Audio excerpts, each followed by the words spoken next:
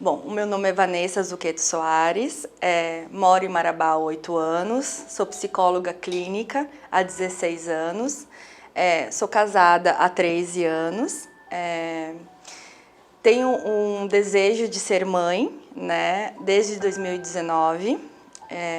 Essa minha vontade surgiu quando eu tinha 36 anos, né? Surgiu o que a gente chama de forma tardia, nunca me imaginei mãe e aos 36 me veio a vontade e fiquei nessa tentativa de forma natural 1 ano, né, com orientações de uma ginecologista e não consegui efetivamente engravidar e recorri então aos médicos especialistas de reprodução humana assistida, porque a vontade ainda é muito grande, a esperança continua, eu ainda estou num processo de fertilização, eu ainda acredito que vou ser mãe, né? De alguma forma, existem inúmeras formas de ser mãe, né? E isso que eu acho que é importante deixar claro, não é simplesmente o gerar, né? E o gerar existe diversas formas também de gerar, né?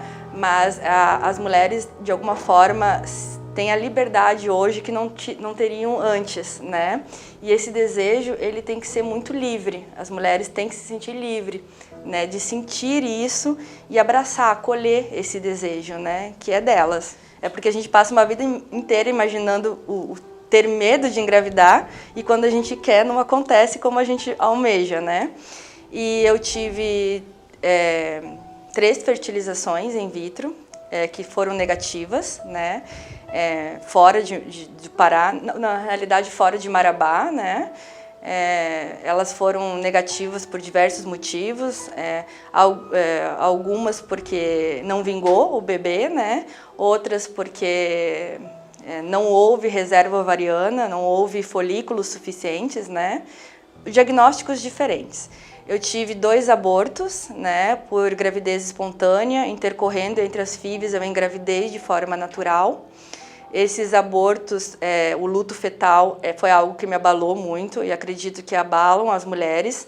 E não acontece só com mulheres que têm problema de fertilidade ou problema para engravidar. Acontece numa faixa de 20% a 30% de qualquer mulher, principalmente mulheres jovens. A primeira gestação das mulheres acontece de as mulheres perder. O organismo, o útero, normalmente rejeita a primeira gravidez, até para ele ter o formato para acolher o bebê na próxima gestação. Então, eu vejo muito isso, que a gente deveria compartilhar muito mais do que esconder, que não é uma derrota, não é um fracasso, né? Mas isso me abalou bastante. Eu tive que, como pessoa, como mulher, eu tive que passar por isso, viver essa transformação, eu e o meu esposo, né, de ver o quanto isso foi uma montanha-russa de emoções, né, de quanto isso me abalou, de perceber o quanto eu não estou no controle da situação, o quanto eu fui refém de uma situação que acontece muito,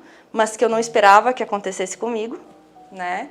E isso me fez pensar o quanto muitas mulheres numa situação parecida comigo estão vivendo e que não tem nenhum apoio, que não tem nenhuma profissional, né?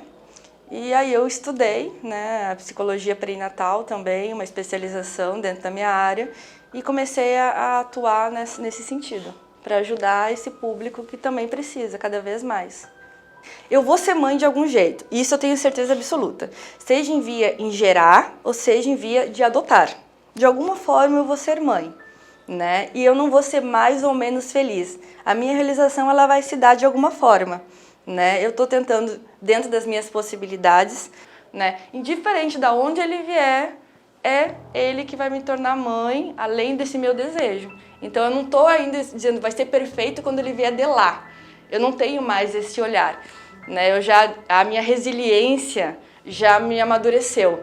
Por quê? Porque a gente idealiza uma situação, mas quando a gente entende que a gente não está mais no controle e que a coisa é muito maior do que a gente larga na mão de Deus, aí que eu entendo a minha fé. E eu entendo o valor que eu tenho de acolher aquilo que eu posso e fazer aquilo que eu posso, né? É isso que eu entendo. Da onde ele vier, ele vai ser muito bem recebido e eu vou ser feliz com aquilo que eu tenho.